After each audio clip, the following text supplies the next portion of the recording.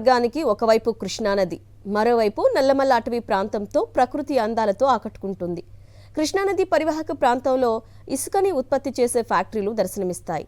ఇసుకాసుల దెబ్బకు ఈ నియోజకవర్గంలోని రహదారులన్నీ గుంతలతో దర్శనమిస్తాయి. అవినీతి తప్ప ఆవగింజంత అభివృద్ధి కూడా కనిపించదు. దశాబ్దాలుగా వెనుకబాటుతనంతో నలిగిపోయిన ఈ నియోజకవర్గాన్ని వైఎస్ఆర్సీపీ ప్రభుత్వంలో అభివృద్ధి పదంలో దూసుకెళ్లింది. పెద్దకూరపాడు నియోజకవర్గ స్థితిగతులపై ఓ ప్రత్యేక కథనం. ఎన్నో ప్రభుత్వాలు మారినా పల్నాడు జిల్లా పెదకూరపాడు నియోజకవర్గం అభివృద్ధికి నోచుకోలేదు. పూర్తిగా వెనుకబాటుతనంతో ఎక్కడ వేసిన గొంగళి అక్కడే అన్న చందంగా మౌలిక వసతులు కూడా ఏర్పడలేదు. కన్నా లక్ష్మీనారాయణ పెదకూరపాడు నియోజకవర్గం నుంచి 4 సార్లు గెలిచి మంత్రిగా పదవులు అనుభవించినా నియోజకవర్గానికి చేసిందేమీ లేదట. ఆనాటి దివంగత మహానేత వైఎస్ రాజశేఖర్ రెడ్డి పులిచింతల ప్రాజెక్టును ప్రారంభించారు. తరువాత వచ్చిన టీడీపీ ప్రభుత్వం నియోజకవర్గ అభివృద్ధిని గాలికి వదిలేసింది. కృష్ణానదిలో ఇసుకను తవ్వి అక్రమంగా కోట్ల రూపాయలు దోచుకున్నారన్న ఆరోపణలున్నాయి. రాత్రి పగలు తేడా లేకుండా కృష్ణానదిలో రోడ్డు వేసి నిబంధనలకు విరుద్ధంగా వేల కోట్ల విలువైన ఇసుకను దోచేశారు చంద్రబాబు పాలనలో. మౌలిక వసతులు, ప్రజల జీవన భద్రత, లేకపోతే ప్రజలు ఏదైతే కావాలనుకున్న విద్య, వైద్యం, ఆరోగ్యం, లేకపోతే మౌలిక సదుపాయాలు, సీసీ రోడ్లు కానీ, తార్ రోడ్లు కానీ, లింక్ రోడ్లు కానీ, వీటన్నిటికి కావాల్సిన, లేకపోతే ఇరిగేషన్ అంటే మన వాటర్ కావాల్సిన లిఫ్ట్ ఇరిగేషన్ సంబంధించిన వాటికి కానీ, తాగునీరు కానీ, మొత్తం దేనికి కూడా వాళ్ళు అంతగా పట్టించుకున్న దాఖలాలు. బాబు హయాంలో ఇసుక అక్రమ తరలింపుతో నియోజకవర్గంలో గ్రామాల్లోని రోడ్లన్నీ మోకాలి లోతు గుంతలతో అధ్వాన్నంగా తయారయ్యాయి. 2019లో వైఎస్ఆర్ కాంగ్రెస్ పార్టీ తరపున పోటీ చేసిన నంబూరు శంకర్రావు పెదకూరపాడు నుంచి ఎమ్మెల్యేగా గెలుపొందారు. అప్పటి నుంచి నియోజకవర్గ అభివృద్ధి జరిగిందంటున్నారు ప్రజలు. 55 నుంచి 2019 వరకు ఒక లెక్క, 2019 నుంచి 2024 వరకు ఒక లెక్క పెదకూరపాడు నియోజకవర్గం మాత్రం. మిగిలిన నియోజకవర్గాలంటే నాకు అంత అవగాహన లేదు కాబట్టి, ఎందుకంటే మేము ఇక్కడ పుట్టి పెరిగిన వాళ్ళం కాబట్టి ఇక్కడ సంగతులన్నీ తెలుసు కాబట్టి చెప్తున్నాను. ఈ 5 ఏళ్లలో మాత్రం నియోజకవర్గంలో 100కి 90% అభివృద్ధి చెందిందండి. ప్రతి ఒక్క విషయంలో కూడా, అది సంక్షేమ ఫలాలే కావచ్చు, లేకపోతే స్కూల్స్ కానీ, ఎడ్యుకేషన్ విషయంలో కానీ. ఒకప్పుడు ఇక్కడ 4-5 ప్రైవేట్ స్కూల్స్ ఉండేవి, అవన్నీ కూడా అచ్చంపేట మండల హెడ్ క్వార్టర్లో. అటువంటివన్నీ కూడా ఈరోజు అది సెయింట్ మేరీస్ అన్నది అసలు మూతపడిపోయింది, నేను నడిపించుకోలేనని చెప్పి. పెదకూరపాడు నియోజకవర్గంలో అధ్వాన్నంగా మారిన రోడ్లపై ఎమ్మెల్యే నంబూరు శంకర్రావు మొదట దృష్టి పెట్టారు. గ్రామీణ ప్రాంతాల్లో పంచాయతీరాజ్ నిధులు 27 కోట్ల రూపాయలతో రోడ్లు నిర్మించారు. గ్రామాల్లో 35 కోట్లతో సీసీ రోడ్లు నిర్మించడంతో పల్లెల రహదారులు పూర్తిగా మారిపోయాయి. గ్రామాలు ప్రతి ఒక్క గ్రామానికి కూడా రోడ్లు వేయడం అన్నది జరిగిందండి శంకర్రావు గారు వచ్చిన తర్వాత. గతంలో లేదండి, అసలు లింక్ రోడ్స్ అన్నది లేదు, మట్టి రోడ్లు అన్నీ కూడా. ఆ మెయిన్ రోడ్డు ఒకటి మనకి సత్తనపల్లి నుంచి మాదిపాడు వరకు చూసుకుంటే ఉందేమో, కానీ మిగిలిన లింక్ రోడ్లు మాత్రం ప్రతి ఒక్కటి అస్తావ్యస్తంగా ఉండేవి. వాటన్నిటినీ కూడా శంకర్రావు గారు వచ్చిన తర్వాత అభివృద్ధి చేయడం అన్నది జరిగిందండి. ఇప్పుడు ప్రతి ఒక్క గ్రామానికి లింక్ రోడ్డు అన్నది ఏర్పడిందండి.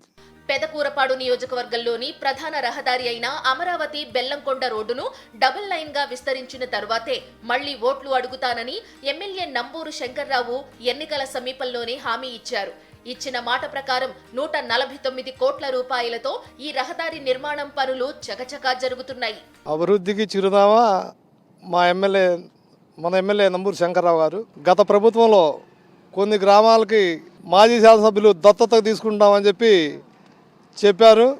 దత్తతకు తీసుకున్న గ్రామాల్లో సుమారు తట్టమట్టి కూడా పోయలేదు. కానీ నంబూరు శంకర్రావు గారు వచ్చిన తర్వాత ఆ ఏరియాలో ఏం కావాలి ఏంటని చూసి సైడ్ డ్రైన్స్ కానివ్వండి, సీసీ రోడ్లు కానివ్వండి, ముఖ్యంగా నాడు నేడు కింద స్కూల్స్ కానివ్వండి, ఇక్కడ మోడల్ స్కూల్ ఉంది, కస్తూర్బా స్కూల్ ఉంది, పాలిటెక్నిక్ కాలేజ్ ఉంది, విద్యారంగంలో కానీ పోతే హాస్పిటల్స్ ఉన్నాయి.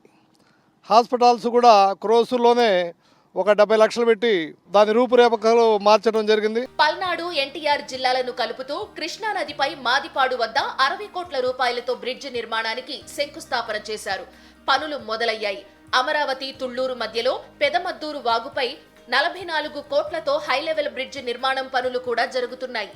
సంక్షేమం ద్వారా 1500 కోట్ల రూపాయలు డైరెక్ట్గా అక్కచెల్లెల అకౌంట్లోకే వివిధ స్కీముల ద్వారా వెళ్ళడం జరిగింది. ఈ నియోజకవర్గంలో గతంలో ఎప్పుడూ జరగని అభివృద్ధి మరి ఈ 4 సంవత్సరాల్లో నేను చేయడం జరిగింది. బెల్లంకొండ అమరావతి రోడ్డు 149 కోట్లు, అమరావతి నుంచి తుళ్లూరు 44 కోట్ల రూపాయలు, మరి అట్లాగే వివిధ గ్రామాల నుంచి లింకులు కలుపుతూ సుమారు 66 కోట్ల రూపాయలు తోటి ప్రతి రోడ్డు కూడా వేయటం జరిగింది.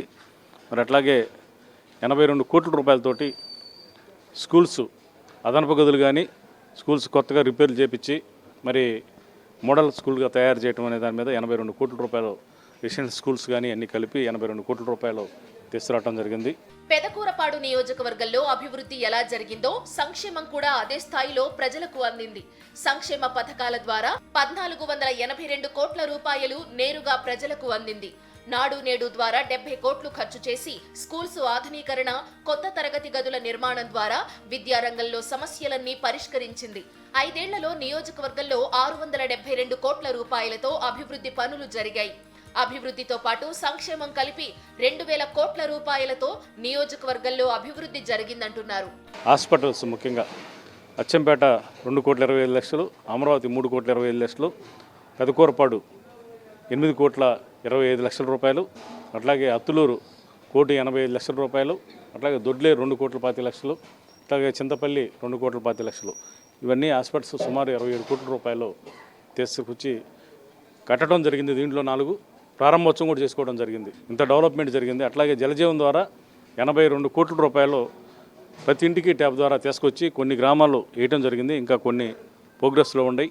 మొత్తం కలిపి కూడా సుమారు 70 కోట్ల రూపాయలు డెవలప్మెంట్ ద్వారా నేను తీసుకొచ్చి చేయటం జరిగింది. పెదకూరపాడు నియోజకవర్గంలో జల్ జీవన్ మిషన్ ద్వారా 100 కోట్లతో ఇంటింటికి నీరు అందించే పనులు తుది దశకు చేరుకున్నాయి.